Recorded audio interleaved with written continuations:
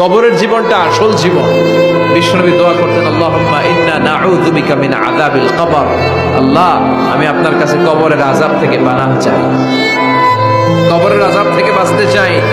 এই কবরের মধ্যে অনেক ফিতনা হবে, অনেক সুয়াল হবে। কবরে প্রশ্ন আছে না নাই? কথা বলেন। প্রথম প্রশ্ন জিজ্ঞেস করা হবে, মার রব্বুক, তোমার রব কে? বলেন, আমাদের রব কে? ওয়া মা দীনুক, তোমার ধর্ম কি? বিষ্ণুবীর চেহারা দেখিয়ে বলা হবে, তাআরিফু মান হাযা রাজুল, এই লোকটারে চিনো? আমরা কি বলবো?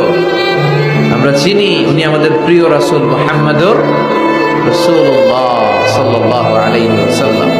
এরপরে জিজ্ঞেস করা হবে, এগুলো কোত্থেকে শিখলা? আমরা বলবো কোরআন থেকে। ফায়ুফসাহু লাহু কবরুহু ৭০ যিরাআন, সুন্দর সুন্দর উত্তর করতে পারলে আপনার কবরটারে ৭০ হাত লম্বা করে দেওয়া হবে। ইফতাহু লাহু বাবুন ইলাল জান্নাহ, জান্নাতের দিকে একটা দরজা লাগিয়ে